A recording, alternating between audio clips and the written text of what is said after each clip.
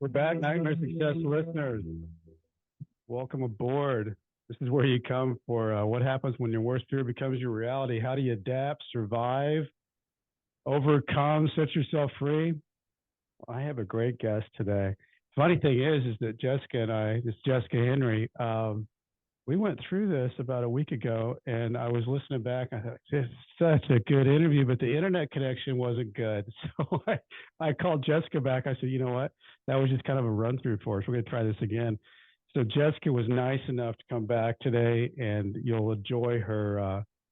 You'll really enjoy her story because it's a great, unbelievable story. I wanted to start off here because I found something I just thought was a great quote. She was interviewed in this article that I was reading, but it said, "Everything I'm doing is something I love," Henry said.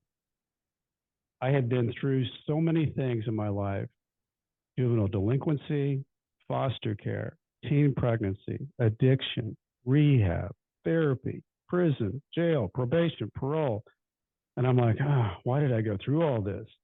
And now I know why. It's because I can help those who are struggling on going through similar things to make changes one step at a time. Such a great quote because she's been through so much. Right now, Jessica Henry is a manager at Nation Outside. I want to give a shout out to Tony Gant, who helped us connect on this. Tony was a great guest on the show. He's doing incredible things himself in the Michigan area, all with reentry and policy and those type of things, which also Jessica's doing. But she's, I was just reading from here, after having been incarcerated for 9 years, she is a mentor who uses her personal experience to help others through recovery. She provides the support citizens need to teach and reach the milestones in their own lives. Jessica, big time believer in education and the power of education. And she's big proponent of access to housing. She just graduated last spring from Spring Arbor University, earning her bachelor's in social work, focusing on correction counseling. And she got a double minor in psychology and business. And the other thing I want to point out is she got 3 associate degrees from Jackson College while she was with honors, high honors, while she was incarcerated. So I just think that's inspiring. It's just good stuff. And Jessica's got a heck of a story. I want to unpack all that, jump into all that. Before we do that, I want to recognize our sponsor, Auto Plaza Direct. You know, who likes spending a couple of weekends walking the car lots looking for a car? We've all done it. Then you spend like 4 or 5 hours in the dealership to buy the car. You know, it's kind of like a trip to the dentist. Well, there's a better way to take away all that pain and hassle of getting a car. It's called Auto Plaza Direct. They're your personal car concierge. You just tell them the car you want, what you can pay, and they'll go find that car for you. They'll negotiate your best price and deliver that car to you. They also offer you warranties and financing. It's all full service. Go to autoplazadirect.com to get started with your personal car concierge. The new hassle-free way, the car buying experience you deserve. Auto Plaza Direct. Tell them that Brent from Nightmare Success sent you. Welcome in, Jessica Henry. How are you? I'm good, Brent. I think I'm about to take on that Auto Plaza deal. It sounds real nice. It sounds like the easy way, doesn't it? Yeah. Yeah, and I've done the process, and in fact, on my deal, I was getting a truck, and I was like, I just don't think this deal's going to happen. But they stepped in and they kept making it work, and I finally drove off in my car. I was like, this is good. This is good. Nice. Jessica, you're doing really cool stuff now, and in fact, you and I, before we got on here, we're talking about you're working as we speak with 6 or 7 interns, trying to get them into a process where they can learn, skills that help them get back into the world and reentry. And you're always looking for dollars, always looking for things. And I think one of the things I think is really important about what you do is you're helping these people, but it's so different when you've walked the walk, you've talked the talk, you've lived this world. And I think sometimes people get, intimidated by that person that doesn't know what you've walked through, what your experiences have been. Whereas you you're right there with them. And I think the more we have people like you, Jessica, in that arena, I think there's going to be more help given to the people who need it because they're going to reach out and realize that these people really understand what they're going through and can make something happen. Yeah, yeah, yeah. That's one thing that I usually do. You got to know your audience, but I usually start off with, "Hello, my name is Jessica. I've spent 9 years total of my life incarcerated." Because that lived experience is key, especially somebody coming home who may, have issues with authority or somebody who hasn't been where they've been. If you're coming home and you have it in your heart to want to help others, that's the thing that it is, that shared lived experience that's going to help somebody, maybe take the next step that they were leery to take before because of authority issues. Yeah, and I think that's what people, they get out and they have a little bit of PTSD because it's not easy, and it starts feeling like everything's stacked against me, and nobody's going to give me a shot. And I really am desperately looking for that second chance reentry shot. And people like you that grab their hand, help them along. Um, those oftentimes can make all the difference in somebody's life that gets them to the next step because that might be all they need is the next step to get in, and then Hmm. they're on their way. Yep. That's how I had it when I was incarcerated and earned my associate's degrees, because somebody took the time to see value in me, and I felt so worthy that I could get my education and start a new path. I still had the same skills from what I used to do, but now I'm using them for good for Yeah. my education, so Yeah, you're using your brain and using it in the ways that you can use it to create positive effect. I know. I want to go back because I know you have such it's really an incredible story because there's three of you as sisters, yep, but you didn't have an easy time growing up, did you? not at all. My mom was 18, and she had three daughters already. So we grew up on the west side of Detroit. We had some good times, some real good times. Um, my parents got a divorce when I was 5. Mm. And I always see one of the turning points in my life was the moment my parents split up. They had my little sister playing tug of war. One had her arms, one had her legs, and my mom's like, "Get in the van," and my dad's like, "Get in the house." And I went in the van with my mom. Yeah, And I always think, what would my life have been like if I would have went in the house? yeah. So that was like my first turning point looking Did back. you did you know because there's certain things that you talked about that were just normal things like the bookmobile thing coming and you guys, getting books and that kind of things, but you only knew that environment that you were in. I mean, Mhm. were there people outside of you, Jessica? Like if you went to go spend the night somewhere, at some friend's house or something, did you see anything different, or did you just know your little bubble and that's the way it was? Because you weren't by yourself. You did have siblings, which I guess in some cases is a blessing. A lot of times because the siblings can always say, "Hey, our parents have freaked out. They've gone crazy or whatever." But did you did you as you got into older before you went into foster care, did you know things were not like they should be? I knew the abuse wasn't like it should be. Like, we weren't allowed to wear shorts or skirts. We always had to wear long pants. And that was something we didn't talk about. We didn't take Mm-hmm. it outside of the home.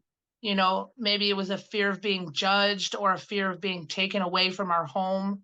But, I would go to my friends. My friends knew, the abuse that was going on in my home, but my their parents didn't know, and now looking back, everybody knew because we acted, like we were trying to cover something up. Yeah, You always think, oh, nobody's going to find out, but I mean, it's logical. Like when you come to school in the nice warm days and you have pants on, and you just act a certain way, it's like, something's going on in your household. But yeah, at the time, I didn't see it as wrong. I just knew that was my life, and I knew, I had sympathy for my mom. She had three kids before she was 18. She was still a kid herself. sure. So there was that. And she also lost her own father when she was 12. So Mm. it's just like a cycle that had happened.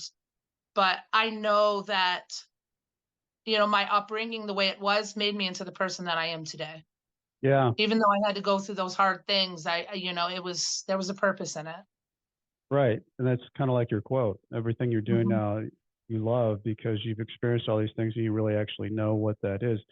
When you got brought through that process of foster care, I know one of the things you told me, Jessica, is that you got split up from your sisters. And I can't Mhm. imagine what was it like? You were what, 10, 12 years old when that Yep. happened? Yeah, so how that happened is, I think I ran away about 8 or 9 was the first time I ran away, and, we got picked up and put in juvenile delinquent centers because we were considered runaways, but we were running away from the abuse. So when they caught on that's what we were running away from, we were placed in foster care. And the whole way, so we came from Detroit all the way to Flint to the youth home facility. We were in a youth home before we were placed in foster care. But on the way there, I kept trying to memorize the path and remember a tree or a sign, so I could make my way back home. Because even if those things were going on, that's where I wanted to be, and with my family, with my mom, in my home, where my life, my roots were. But we were in foster care for 2.5 years. My two sisters, we all got split up. So we were in several different foster homes throughout those 2.5 years. I myself was in 3 different foster homes. Um, And the what was first that one I like, was at, Jessica? Like when you were in a foster home, were there other kids that were in the foster care? What were the people like? What was your experience like? so it was brand new. I'm not gonna lie, I liked the life that I had. I had new clothes, and I had a whole new school where I could not be a nerd. I really thought I was the coolest kid my whole life, but I know I was a nerd. But it was just a whole new environment. Like the first foster home I was in, it was a couple in their 60s, and they had one other foster child there. We went to church. It was like in the middle of nowhere. It was literally a village. So there was like 400 people that lived there. It was so small. I was, Which had to be a huge change for you because you came oh, from the hood basically. yep. It was such a big change. And it was country days. I used to sit down by the ditch, like they have a ditch. It's almost like a creek though, because it's so wide. So I used to sit there with my Walkman, listening to my 90s music and reading the books from the library. That was I was by myself, and it felt good, but still there was that loneliness and that I want my family back, and then I got moved to another foster home. The first day there, they handed us a paper bag and said, pick up these pine cones. So I already knew how that one was going to be right off the bat. You know, I tried to adapt to my environment, which is something I still do. I had Hmm. done throughout my times in prison, and not take everything negatively. Hmm. Try to make the best of the situation. Stay positive. This is only for a moment. It'll pass. It's a learning lesson. What you're going through now does not define you or where you're headed. Yeah, that's a good So quote. yeah, I always tried to take, something with me from those places to make me a stronger individual. It When might have you hurt were, me.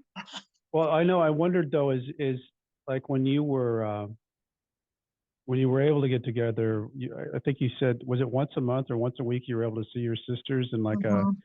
kind of a strange environment? But did you guys share stories of what was going on in your lives? Oh What was yeah. happening? Oh yeah, oh yeah. So we met once a month. My mom, for a family visit. My mom would come to Flint, and me and my two sisters, we would all meet there for a couple hours. And it was just an empty room with a couch and some board games, maybe a basket of stuffed animals or something. But it was it was just like, what's the word? Like sterile. It was Hmm. sterile. Yeah, There wasn't love, that and we didn't talk about the things we should have talked about, like, mom, why did this happen to us? right. Or mom, when we of course we said, mom, when are you getting us back? It took two and a Right. half years, but it's just there was so many things left unsaid that now as an adult, I wish could have been talked about Was it instead of held physical on and to. was your situation physical and uh, verbal, or was it Yeah, like, yeah, physical, psychological, verbal. everything? Yeah, yeah. And And then, did, go ahead. well, I was going to say, Jessica, did your mom make excuses about the situation where you guys were, or was it just not talked about? It was just not talked about, just like the abuse. It was just not talked about. Like, even nowadays, I don't bring it up a lot, but my daughter will bring it up to my mom, or my older sister is the one who really holds on to it. And Yeah, when it gets brought up, my mom denies that never happened. I did the best I could. And I right, know that, everybody's their own person, and you don't know how she felt. You don't know what was going on with her. right. We didn't know that at the time. We were just kids, but she was a young mom. She was probably so stressed out. I'm not making excuses for anything, but Yeah. maybe her perspective was skewed, Hmm. and it negates everybody's feelings about the situation. But things happen, and you have to move forward, not Well, get over it, let's but move let's talk forward and about that accept. a little bit, because you did move forward. You got out of that foster care situation after 2.5 years. You went back with your mom, correct? Yep. And you would have been how old then? I was 13 when we were released from foster care. So what was life like for you being put back into the community, back in with your mom, back home in that same situation? What was in your world thinking? So this was way back in 94, Yeah, 1994. almost 30 We years got back. ago. Yeah, we were back with my mom, and she ended up having a nervous breakdown. There was an incident, and something happened to my older sister, and my little sister ran away. And she went all the way to Detroit. So this is like 60 miles we're talking about. She walked, hitched buses, as she was like 11 at the time. And no, maybe 10. She was probably 10 at the time. But she made it all the way back to my dad's neighborhood. That's where she was going to find my dad. Hmm. And he wasn't there, but my Aunt Sharon lived on the same block, and she found my Aunt Sharon somehow. And then they contacted my dad, who had moved to Florida. My dad came right up, and he gained custody of us. He went to the court date. My mom did not. And my dad was given full custody of us. So we moved in with my dad, who hadn't had us in years. And What was that like? I got pregnant at the age of 15. There's your The dad. whole cycle, yeah, Yeah, there's your dad, and he's hasn't really had. My mom had all the rules and structure. You move to yeah, dad, and there's no rules and no structure. right. And I'm a teenage girl in a hood. I'm going to chill, experiment, do the things. I met my daughter's father at a karaoke night in the bar at Mm. 14. I met him, and I was pregnant a few months later, and you know, I was independent after that. I moved out of my dad's. I lived with him, for the next 5 years till the cycle continued. Domestic violence in the relationship. We leave each other, get back, leave it like my parents had. And, you know, it's different looking back at it now, because in the moment, you probably would have made some logical choices that are plain to see in your face, but that's not what happens. Sometimes you lead with your emotional mind, and you make these impulsive decisions like, I'm going to make this relationship work, you know? Yeah. Yeah. So you get into that. You're probably like what, 18 now, maybe somewhere Yeah. around there. When I left my daughter's father, I was 20. I was 20 Okay. when I left him, and I moved back in with my dad. Okay. And that's when, that life came back, because growing up, my dad was always the dope man. And my dad was still the dope man. He was a hustler. It was in his blood. He sold cars, he sold bikes, he sold whatever needed to be sold. Whatever it could sell. He was a great customer representative. We'll just Uh say huh. that. Uh huh. And, so that's what I started doing. I started, selling drugs, living in the hood, doing the things except having a 9 to 5 job. And then this is how my criminal lifestyle started. we needed money. And when you're selling drugs, you're either having a really good day or a bad day. You know, there's really Right. nothing accountable in that line of business. So rent was due, bills were due, and I needed money quick. And the girl down the street, she said, I got somebody who can help you make some money. So I hooked up with them and it ended up cashing fraudulent payroll checks. And that right there, I opened a bank. We printed some blank checks to a certain company with a certain routing number and a certain amount on the check. We opened one bank account in my name, my Yeah. real name. So stupid. And then we went to 19 different banks and cashed a check at each bank. So now, 8 months later, I'm arrested for uttering and publishing 19 charges by the Michigan State Trooper Fugitive Department. They came to my door at 6 o'clock in the morning, and my daughter was like 5 years old, 4 or 5, and I had known that they were, I knew I had charges. I knew something was coming. Another person that we had to cash the checks with, had already been arrested, so Okay. I knew they were coming for me. And that morning, my daughter, she opened the door for the cops, and then she said, "I thought y'all was the police here to take my mama." Oh gosh. I had been preparing her. I didn't want to just leave high and dry and her wonder. Yeah. So I let her know that when adults are bad, they go to the big house to get grounded, to be punished. And so I don't know how well she understood that, but she got the gist of it. Mm-hmm. She would always send me letters, draw me pictures. We'd call on the phone. She stayed with You your know, dad? she stayed with my dad. Yeah, she stayed with my dad. And by when I got caught, I got 6 months in the county jail. I was actually in 3 different jails because I cashed checks in 3 different counties. Mm-hmm. So my first time in jail, would you like to hear about that? Yeah, I would. It was It nothing like juvie. It was nothing like juvie, let me tell you that. So was different. Yeah. I walk into Genesee County Jail. It's in Flint.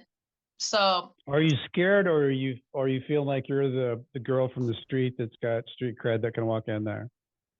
a little bit of both, but nobody knew me. So, Yeah. that's another one of those, let me adapt to my environment, and not like a chameleon, but still me, and just day by day deal with what's come my way. Right. So the day I walk in to Genesee County Jail, you go in there, it's that smell. I will never forget that smell. I have been in there once since my incarceration on a good note, and it still smelled like that, like smashed up bologna and body sweat. That sounds It's just, horrible. oh, it's bad. And then they cuff you to the bench and you sit there for hours and hours and hours waiting to get booked. And then, you do the fingerprint. They had the ink fingerprint then. They didn't Yeah. have the digital like they got now. And they make you shower, strip you down. You're wearing an orange jumpsuit. This jumpsuit was one piece. God forbid you didn't bring underclothes because you weren't going to get a set from them.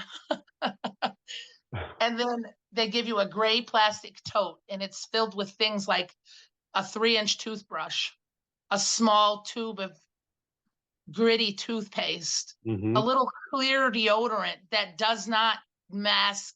It's gel. It's bad.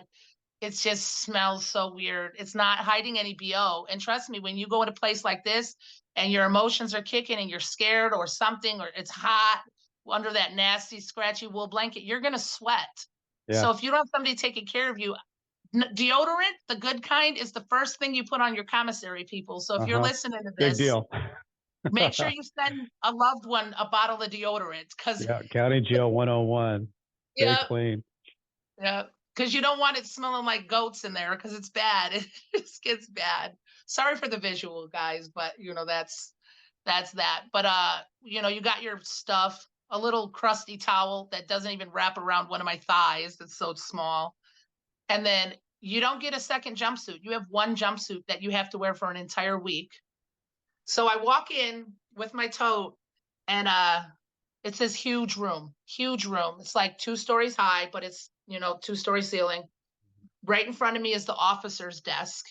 In front of that is 2 rows of metal picnic tables.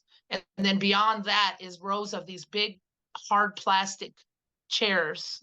to watch the TV that's mounted on the railing that separates the two U-shaped upper and lower cells.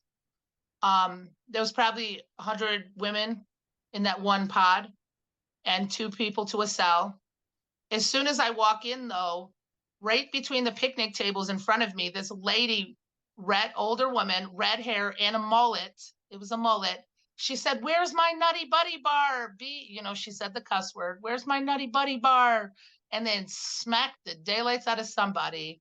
And she immediately got all the officers rushed her, cuffed her, took her Yeah. away, and I'm left standing here with like two or three other new intakes. So this is me in prison, and I'm like, what's gonna happen next? Yeah.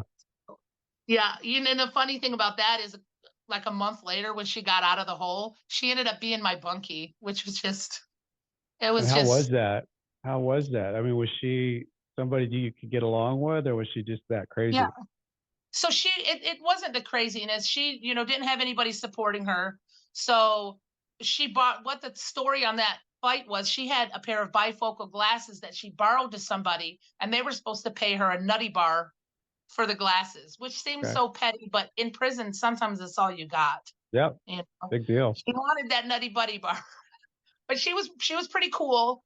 One of the sad things they do in institutions is, if you have anger issues or if you have any mental health issues that needed to be addressed, they don't have the time and staff to give you the therapy that you need, but they got the meds. So this lady was on some meds. She would sleep all day and a few hours through the night, and she would be up, and it was just sad to see somebody like that, you know. There were a couple times she woke up from some lucid dreams looking for her lighter and her drug paraphernalia, and Yeah. like she swore she had it. And I had to remind her that, hey, we're in prison, we're locked up. So, it's challenging for some people in there. And that's another thing I took with me, that I'm learning from and that I can use in my reentry work, the sensitivity that people need, because you don't know what they've been through. Right. You know what you've been through and what your perspective is, Right. but and we're it's such a fast-paced life. We want it now. We want to do this here. I know my way, and my way is the best way. It's just, it's a good thing to slow down and, you know, take into consideration what somebody's been through, Yeah. you Don't know? don't just assume. Yeah. And When what you they're got trying to out overcome. when you got out of there, Jessica, after that 6 months, I'm assuming you went back to same place, your dad's Joy place. Road, Joy Yeah. Road, Evergreen. Yep, right And back. I'm assuming also that really things didn't change, because I know when change happened, but it didn't happen this Yeah, time. did not. Even though I said, I swear it, this time is going to be good. And I've said that probably over a dozen times in my life, but went back to the same neighborhood, the same people, the same things, same behaviors. Actually, I knew I had to drop for probation, and my dad was right there with a joint ready to smoke the day I got out. And Yeah. hey, dad, I got to drop for probation, so that sober time didn't last long. um I ended up going to jail a total of 8 times for the same charge. So I got uttering and publishing, and they dropped 19 charges down to 6, one per city. There was 6 cities within the 3 counties. So at that point, it was 2021. I had 6 uttering and publishing on that's when I got my prison number. I didn't go to prison yet, but as soon as you get convicted of a felony, you get a prison number, 478755. So Don't forget that. I can't. My daughter Yeah. doesn't forget it either. That's the sad thing. Yeah. 38 But 224 there you go. Yeah. Is that- But Jessica, I remember that there was that whole time period you're going back and forth, but you had a really weird thing happen where you really weren't. I mean, you were saying that yes, I wasn't living the life that I should be living, but you really Mhm. didn't do what I think you were at a casino. Is that where it was that Yeah. it took place? So that was my last prison bit. In between that time, so like my last time in jail, I got out, and my dad, I was out for about a year, and my dad passed away. He had a severe heart attack. Oh, you got to tell October this 6th. story. You got to Oh, tell the yeah. story about. So my dad, he wasn't doing real well. He was obese. He weighed over 500 pounds. He wasn't too active. You know, he was stuck in his ways. That's where I get it from sometimes. But Gotcha.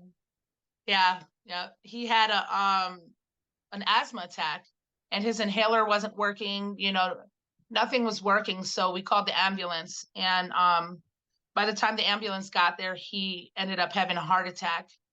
And we were wheeling him down off the porch, and he wasn't saying anything to me. I knew something was wrong. My dad was my best friend. I was holding his hand. I could feel his life leaving. And I was like, Dad, please just say one word. Oh, wait. Yeah. I said, Dad, please just say one word to me. I promise you, I'll be quiet. He said, just shut up.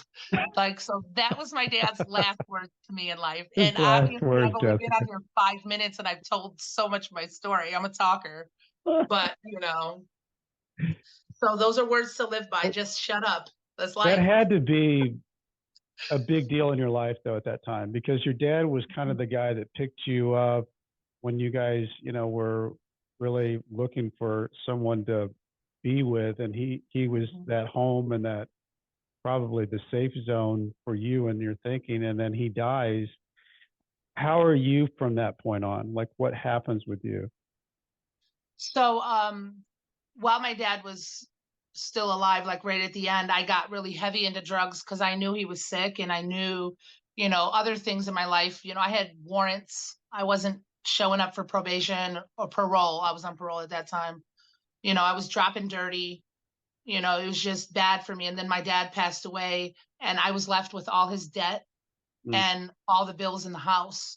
So, I didn't quit using drugs, but I pulled it together so I could be a parent to my daughter. mhm, At that time, my daughter was 13.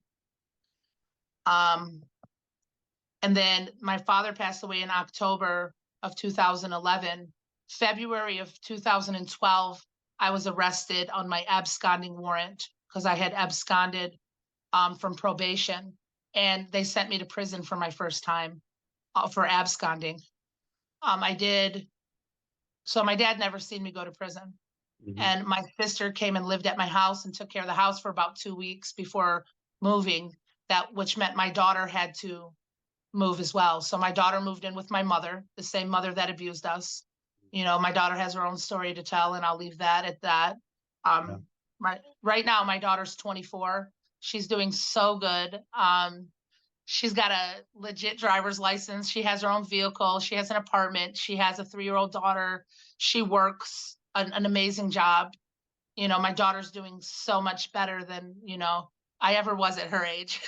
So, It's such a great story because I know you. mhm, You and I talked about this, Jessica. When somebody's a young kid, or it doesn't have to be that young of a kid. That when parents go to prison, that the kids go to prison too, and they have to figure it out on the outside. And like you said, there were the times where you haven't talked about when you got that final arrest, but mhm, she was like 15 or 16 years old, and you missed that time period of her, developing it from a girl to a woman, and she mhm. had to figure it out, and you know, Yeah, it wasn't the best environment to figure things out, but it's so encouraging to hear that she made it. She mhm. survived. She survived Yeah, it and was able to get out on the other side. yeah. So that first time in prison, we would talk regularly, but she was, with my mom. She didn't come visit.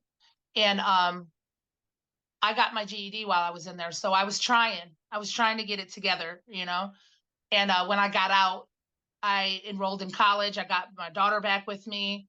And I just needed some money. So I went back to my doctor's, got my pills, started selling again, which wasn't the right move. I violated probation a couple times from dropping dirty. My daughter was living with her friend, in and out. I had to go to a rehab, which my daughter came with me. Mhm. Um, and then October 23rd of 2014, that was the day I was arrested. But couple days before was Sweetest Day. So Sweetest Day 2014, I go to the casino with a couple guys. We all go together. We all leave together. Um, I find out 3 days later that there was a robbery that took place. So 3 days later, I am at this guy's house. I had just finished selling him drugs. So I hear a knock at the door and it's open up, Detroit police. Freaked out. That's the worst thing you want to hear, No, that's not a right? good wake up call. Right. No. No, it was in the evening too. So I run to the back of the house to hop out the window, right? That's the life. That's your choice. Fight or flight, right? So there's flashlights in the backyard, so I hide behind the door, hurry and light that last cigarette because I know I'm getting locked up, puffing away, empty anything that's illegal off of me, you Yeah. know. Um, and the cops found me and asked me, they were looking at this picture and clearly I knew it was me. My hair was Yeah. in a braid, I just wearing the same hoodie that I had on at that moment. The cops were like, Yeah. no, that's not her. And so I said, let me see the picture because I didn't, I knew they weren't there for drugs. That's what I Sure. knew. Yeah. And they showed me the picture. I said, yeah, that's me. Like I snitched myself out. I was looking at that like, you idiots. But but I didn't do anything like heinous. So Right. they say, all right, you're under arrest for armed robbery. I said, what? What? Not me. Yeah. So I ended up sitting in the county, Wayne County Jail. At this point, I had been in 5 different county jails. So I'm in Wayne County Jail and I'm waiting trial because I didn't do this. I didn't rob anybody. I didn't take anything from anybody. I didn't weaponize anybody, but I wasn't living right. I know I wasn't living right. I was in the Yeah. streets. I was, doing all the unhealthy things. Doing the They other things, but not that thing. Right, Right. right. So fighting my case and it comes up to about 7 months, 203 days. And mind you, I was on parole when this case happened, so my time is dead time. And Yeah. what dead time is if you get convicted of a new charge while you're on parole, while you're being held until you're sentenced, none of those days count. It's called dead time. So after that length of time, because it's pushed back because of the holidays, it's pushed back because you have a new judge, it's pushed back because the judge is just getting into office and she has to make Hmm. all these different court dates or whatever. So I ended up, my daughter had been helping me. I got locked up a couple weeks before my daughter's 16th birthday. So she was 15 when I got locked up that day at the house. The cops ran Hmm. in. And 7 months later, she came and seen me once a month. And she's like, Mom, you might as well just take a plea so your time will actually count. So I ended up taking a plea deal. They offered 6 years. When I went in front of the judge, she gave me 5 years to unarmed robbery and no habitual. So a Okay. habitual is if you continue to commit the same crime or even a felonious crime, like I think California has 3 strikes, you're outlaw. You Yeah. have 3 felonies of a certain class, you're in You're for life. done. Yeah. So she dropped that habitual. So now I just had the unarmed robbery, non-habitual, 5 years. And I rode out to prison the very next day. So while I was in jail that time, I decided to get sober because I find myself back here, and it's like I said I was going to do it right so many times. Hmm. The intentions that I had were to get it together. And, I don't like blaming your environment. It's a product of your environment. But in this case, the people, places, and things around me was the influence to the life that I lived. Sure. So while I was in jail, I opened my Bible for the thousandth time. God, please help me get out of this. And I promise you I'll act right, all the prayers. And I opened the Bible and I found this verse, which I had already read 1,000 times, but it hit different this time. And it said, it's Matthew 13:45 and 46. And it says, for he found a great pearl and he went and sold everything he had to get that pearl. And in the Bible, they're talking about the kingdom of heaven. That pearl is the Hmm. kingdom of heaven. But for me, that pearl was my sobriety. Getting And I sober. knew I needed it. I knew that was getting in my way because in my mind, I've always been successful. I'm a Sure. Leo. I got the big head. I'm gonna do all the good things, right? But I read that verse and I wrote it down on a little post-it note from my law pack and taped it with some shampoo tape. You got to peel the tape off Hmm. the bottle of the Yeah. They'll shampoo give to you get tape there. something. Right. Right, yeah. So I taped it to my wall and I read it every day. I did not get sober then, but I did disconnect myself from anybody who I ever had an unhealthy relationship with, Hmm. and that left me with a handful of people. Yeah. So, and that's hard when you're locked up because you Oh, need for money. sure. You need those deodorants. And if Mhm. you're cutting your money people off, it's a hard thing. So for me, it was really hard, but it was the only sensible thing I could do if I truly wanted to make a change. Yeah. Because at this point, this was my eighth jail stay. I had been in jail 8 times at this point for all those the Yeah. check, the original, then violating, not payment of restitution. Yeah. Excuse me. So, you know, the day I rode out to prison, May 15th, 2015, is the day I got sober. And I've been sober since then. It's like 8 years and 4 months I've been sober. And when I got to prison, I knew that was like my life changing drastically. I had to make a change because if I'm not, I'm going to keep doing the same things and I don't want to be that person. Yeah. So walking Almost in like you that got prison, tired of that. Almost like yeah, you were, yeah. and I see it too in my work, especially with the recovery community. Excuse me, that they get tired and they want it in their soul. And you Yeah. can't push them.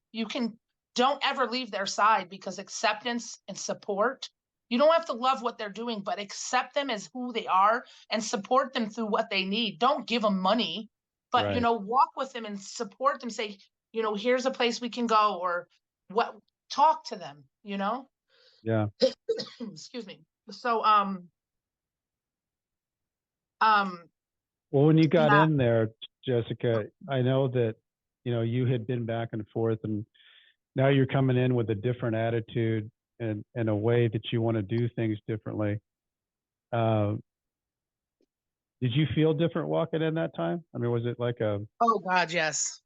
God, uh, yes. Because when you go in, it's like all the ladies are looking at you like, oh, I knew she'd be back. You know, pay up. yeah, You owe me they two had a ramen bet. noodles and a pack Uh-huh. of cookies. And it's like I was ashamed. I was embarrassed. I didn't want to be there. Yeah. So I had a chip on my shoulder for a while.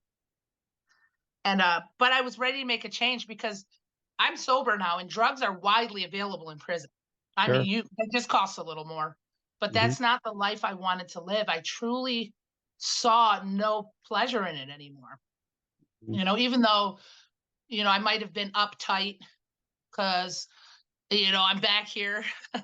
Yeah. I just had to work through that. I had to sit in that emotion and know it wasn't going to kill me, but get strengthened by it, you know? Well, and that's a good point too, because we don't talk about this a lot, but I think it's important to talk about, like, how did you handle hard days in prison? Because there's hard days in prison even when you're trying to do the right thing, when you're trying to get, in your case, sober and you're getting into education. But there's hard days too. Did you have any particular way that you got yourself out of a rut?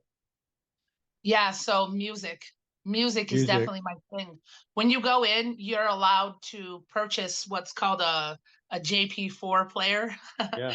don't know if you're hip on that, but it's like just a little tiny tablet. The only Yeah. thing you can do on it though is put music on it or write emails to family through the JPay system. There's no internet access to it, Right. but you have a catalog of music you can choose from. Songs cost like $1.99 to $3.99, you know. And then I would just I had listen an to music. MP3 player. I couldn't do emails on it. All we could do is download Uh, music, but yeah. Sorry, I'm getting a little cough. I'm trying to get rid of it. it's all right. You've Yeah. had So, bronchitis. hmm so music, of course, reading. Reading's Yeah. always been my love. I read Yeah. all the Game of Thrones books. I've read all the Harry Potter books again. I fell in love with Yeah. this author named Vince Flynn. So that was a thing. And then for me, I'm not a writer, but if I was having a day like a day that I just had to get it out and let it go, I would write and just write whatever was in my head and not even read it. I would just write it out, get it out. And, right before it was time for me to leave, I pulled out those papers and read them and saw the growth within myself. It was just something motivating, Mm, to see. that is cool. Mm-hmm.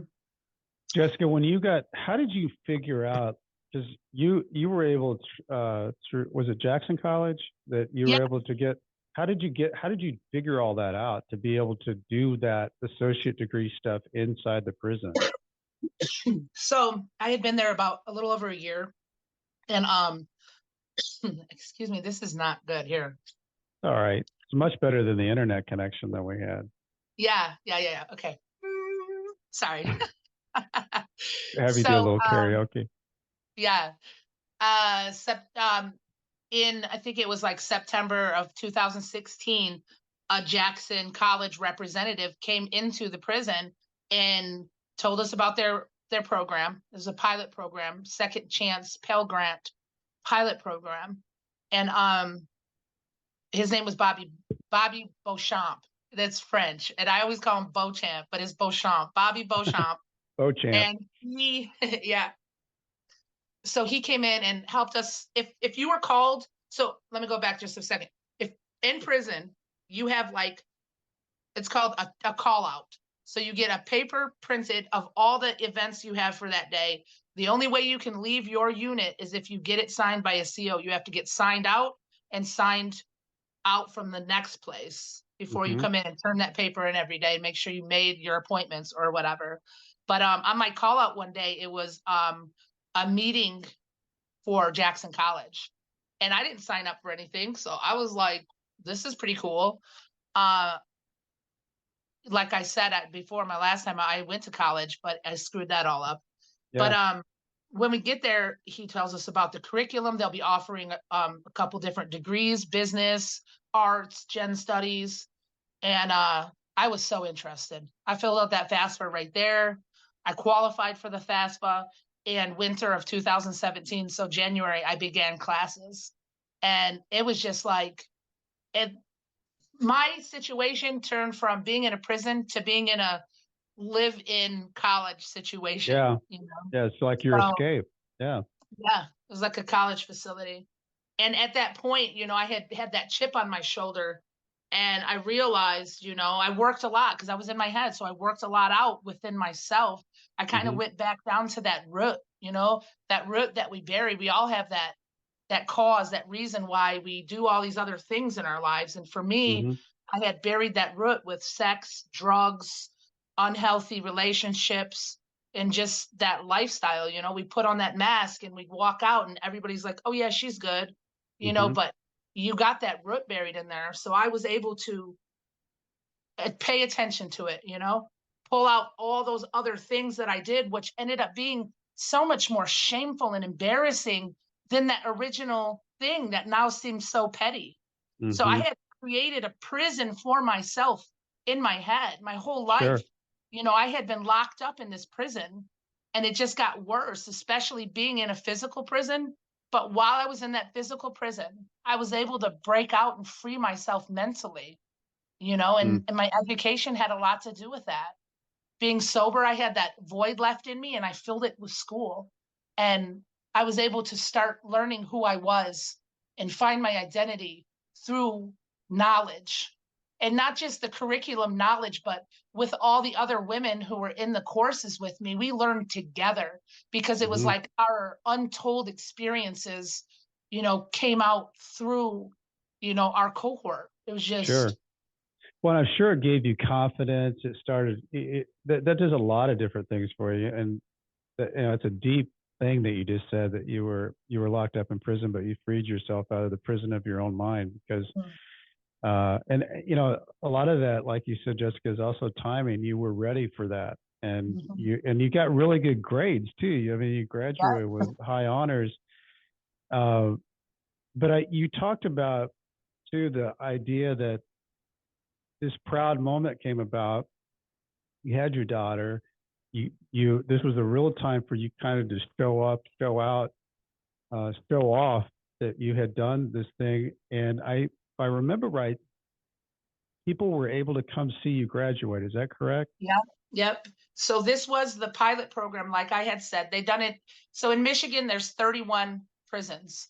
Only one of those 31 is for women. And it's supposed to house 1,800, but it houses 2,200. So it's definitely overcrowded. Yeah. So there's a lot of strict rules about the things that they can do. they were leery about even letting the college program come in, but they did. And in August of 2019, I, along with 16 others, there was 17 in our graduating class. We all graduated with high honors, Phi Theta Kappa, and we had our graduation. So there's the auditorium in the prison.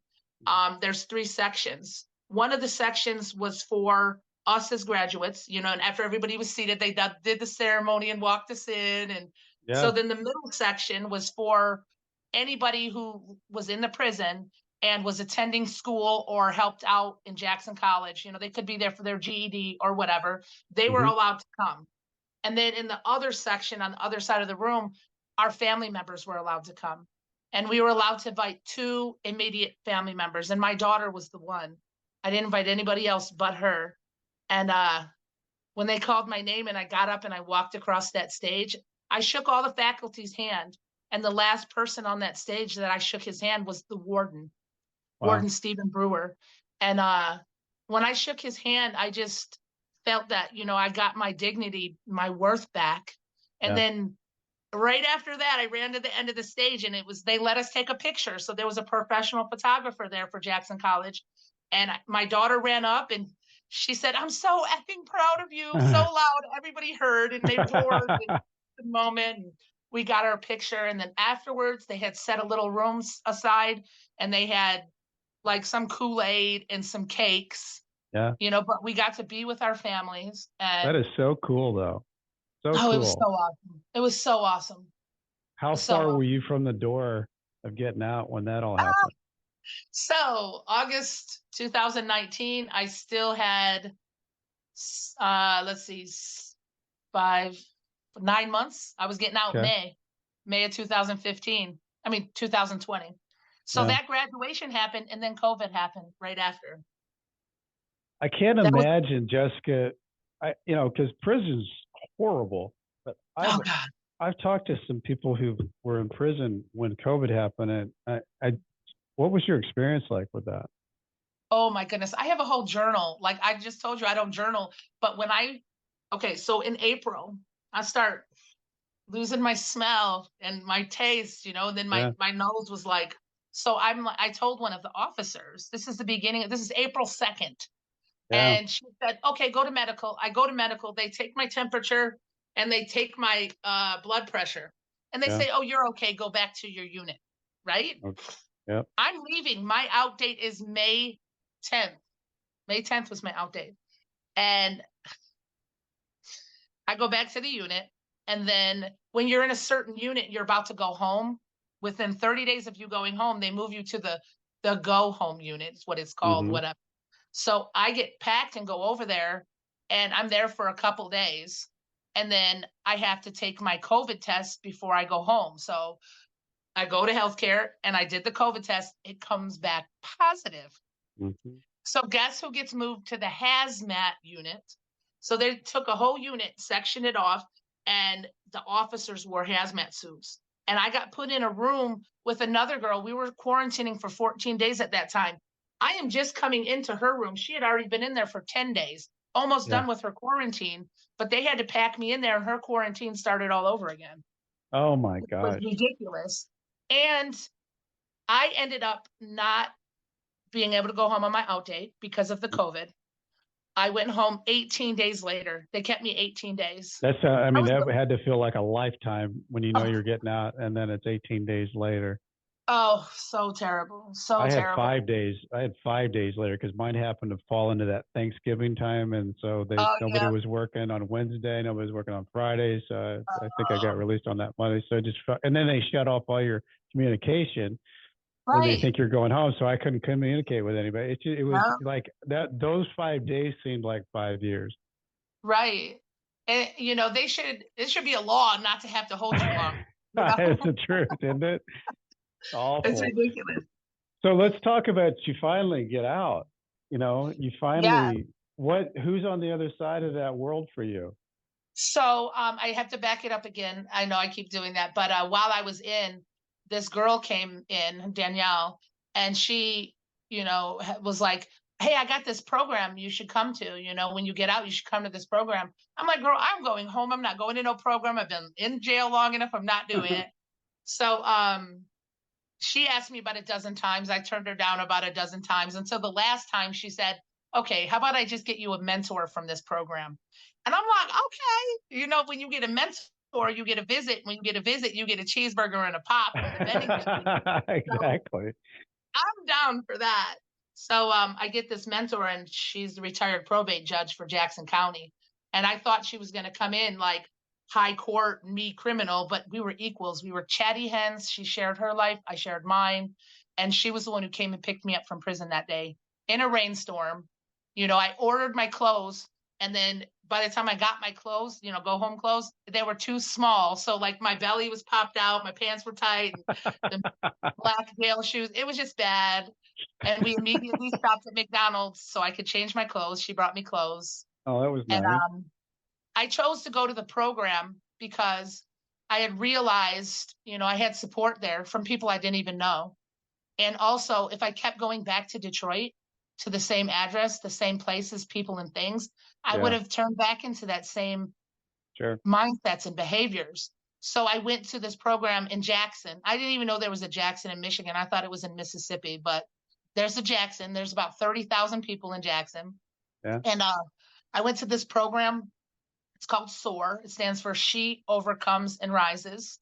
And it's not a recovery home or a transitional home. It doesn't have any signage on the wall. It's a real home, and it's a mansion.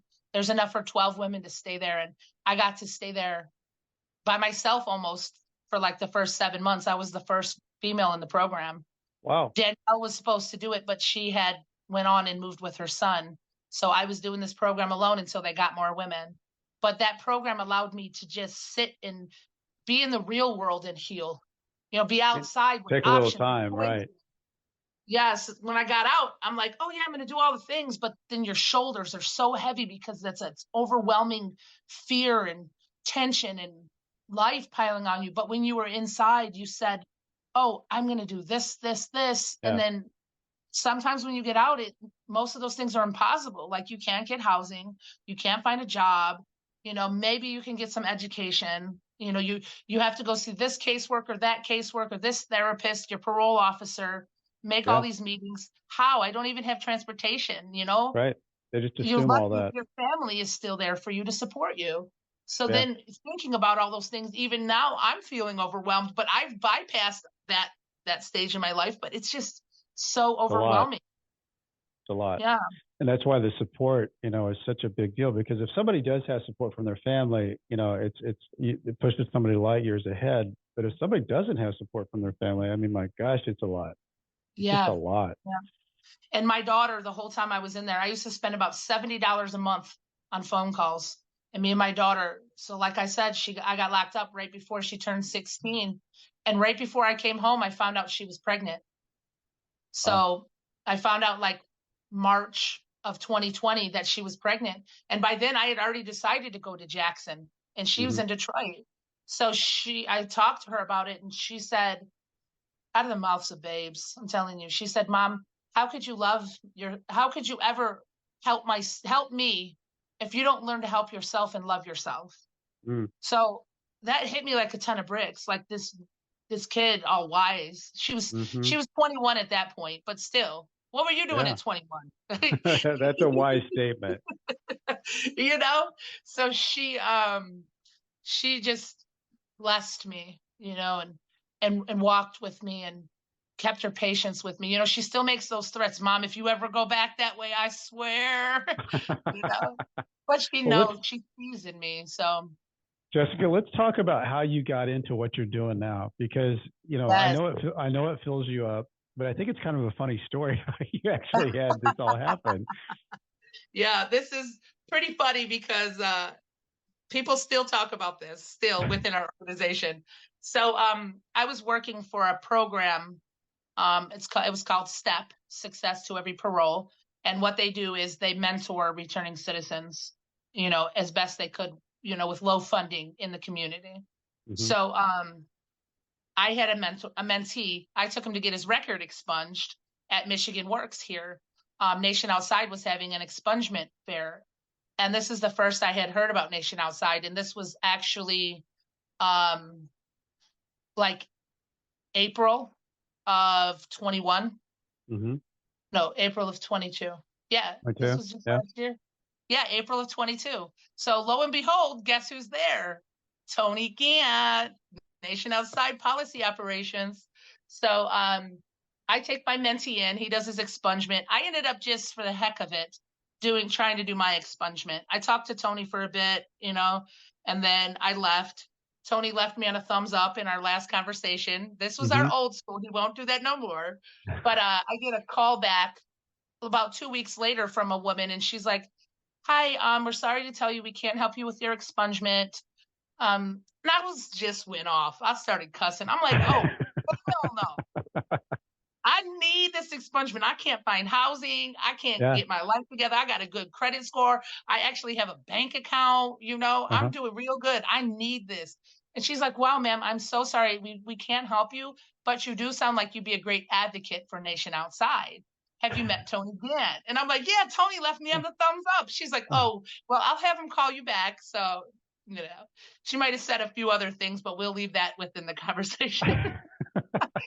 And then I actually ended up talking with Tony and whatnot. Then I met up with her. She called me a little while later, a few days, and said, "You know what? I never make those phone calls. I just happened to be making that phone call that day." And lo and behold, she's the executive director of Nation Outside. So So funny. And I she cussed out the recommended boss you. and got hired. I definitely got hired I for mean, it's cussing one the of the boss. best stories. You cussed out the boss, and she thought you'd make a great advocate Yep. for Nation So Outside. then I volunteered for like a couple events, and then they hired me as an engagement specialist. And then Tony trained me on everything I knew. He introduced me to people in the community. He introduced me to partnering agencies like for housing and education and resources.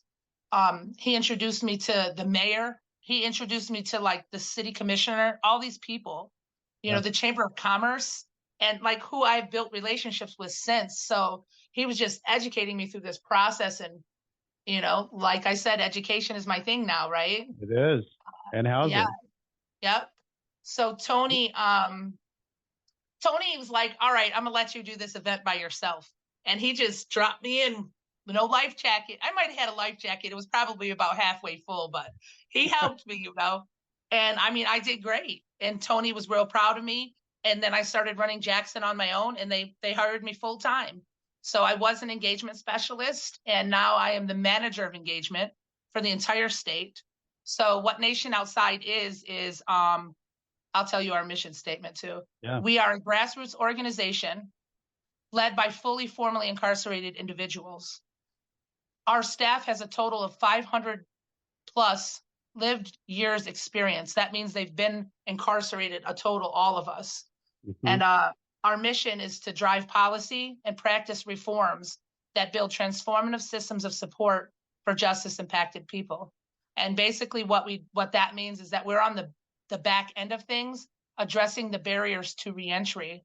So when people come home from prison, they can acclimate into society better. So we work on things like voting rights. In the state of Michigan, even with a criminal history, you can vote. The only way you cannot vote is if you're currently serving a sentence. So if Okay. you're in jail awaiting sentencing, you can vote. And we do something called jail-based voting. We go in, we help the people inside get registered, get absentee ballots. Sometimes the candidates will come in so the people know who they're voting for, so they can Mm-hmm. actually get a chance to use their voice, Wow. which is important. We also do ban the box on employment and Mm-hmm. college applications. And Love that. our main thing we're doing right now, it's called Fair Chance Housing. And what Fair Chance Housing does is it prohibits landlords from discriminating against people due to their criminal histories. And we all know housing is one of our basic needs. Yep. So we are fighting tooth and nail. We've been working on it for 2 years. We got a committee hearing coming up. Our bill, House Bill 4878, was introduced on June 29th by Representative Abraham Ayash with 20 co-sponsors. Awesome. So we're moving forward. We're gaining support on that. We have sign-on letters. If anybody's interested in checking this out, we're at nationoutside.org. And you can become a member. You can do some call to Support it. action. We have different things you can participate in your community. There's events, there's an events page, chapter meetings. We have monthly chapter meetings where we get together and talk about our initiatives and what's going on in the community and how can we address that together. And then we have events all throughout the month. We have 10 regions. So we're in Grand Rapids, Traverse City, Kalamazoo, Flint, Detroit, Lansing, Jackson, Washtenaw County, and Oakland County. And our other group is a women's chapter. So it's statewide. If you've even spent one night in jail and you're a female, this is the chapter for you, because the first hour we talk about initiatives and community needs.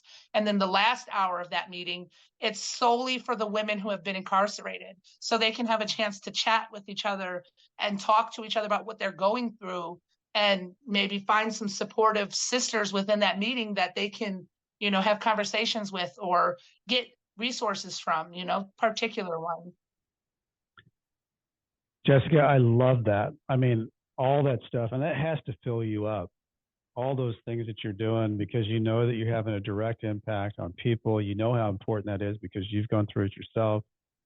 And those initiatives, those type of things. I think I've talked to quite a few people from Michigan. I think Michigan's very well organized. I'd like to see more of that in other states that's going on, because I feel like Michigan's got a really great leadership group that's really taken, a lot of responsibility, just taking it by the horns and gone at it. And couldn't be more proud of you, Jessica, on what you've been able to do, because it's not easy to just take a left turn when you've been on the right path or over here on this path, and you decided to take this path, and you did, and you had to really give everything up to get what you wanted. And it's impressive. Thanks. Impressive. I also, so for my bachelor's in social work, I had to do my internship. I interned with the mayor, and the mayor of Jackson is the first Black mayor in the city, and his name is Daniel Mahoney. He's such a great guy because he comes from here. So he knows what the community, has issues with, and he can address them. Of course, he worked from the bottom to get where he's at. So he was my, he extended that internship to me directly. And the city manager, Jonathan Green, was my intern supervisor. And wow, was that such an experience. I can't imagine. Yeah. I mean, you're working right there with the mayor. Some days I would sit there, like, they know me well, and they know I have a criminal history. They know where I come from. They know me. But even besides that, you get in your head, and I'm sitting there some days thinking, when are they going to find out I don't belong here? You know what I mean? Imposter syndrome. Well, Jermaine Wilson, who was a guest on this show, and he's been on a lot of different shows, but he actually served time at Leavenworth, and he is the mayor of Leavenworth now.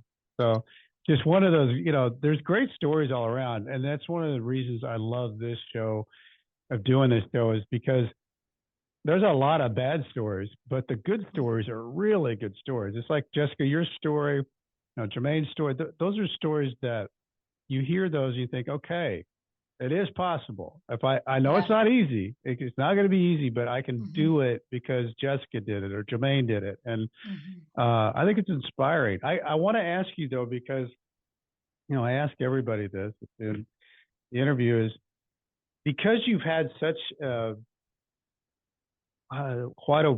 it's been a wild ride for you, and you've lived quite the life. What do you think's one of your biggest takeaways from where you've been to where you are now?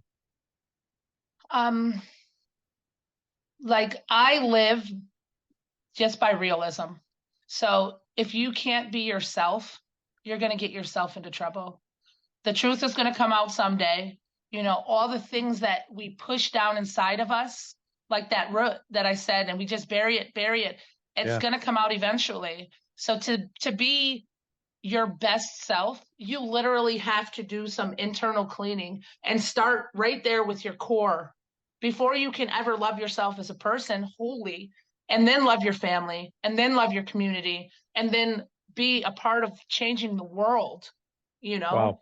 I love that, Jessica. That's my process. That's good stuff. I mean, that is really good. If people want to get a hold of you, how do they get a hold of you, Jessica? Nationoutside.org. Okay. And our whole team is on there. If anybody's interested in contacting us with any questions about our initiatives, our policy change, or even just becoming a volunteer or something you guys can do to support us, nationoutside.org. My picture's Okay. on the About Us page. So if you want to look, it's a I really know, I cute saw it. picture. And let's see. On my side, I know for you guys out there listening, you get something out of this, and Jessica's story is great. Please go leave a review on Apple or Spotify. Follow the show. It's really easy. Just hit the bell on Spotify, drop down, hit follow on Apple. Leave a review if you got time. It puts the show on steroids. I'm not sure why. I don't understand the algorithm, but whenever you guys do that, it really just pumps up the volume. If you want to get a hold of me, BrentCassidy.com. It's with a TY, not a DY. I wished when growing up I was Sean and David, but I am not. TY, BrentCassidy.com. If you're looking for a book out there, I wrote one, Memoir Success. You can find it on Amazon, Barnes and Noble. And as I used to say when I was writing my emails back and forth in prison, stay strong. I'll do this the same. And Jessica Henry, thank you so much. Such a great story. I hope you share this story all the time. Thank you. I'm writing a book too. That'd be a good book. I want to read that one. Yes. And then probably a movie. I wonder who would play me. Love to see that too. Margot Robbie. She can play me. There you go. Margot Robbie's going to be playing Jessica Henry. Here we come. Here we come. All right. Nightmare Success in and out. Thanks, everybody.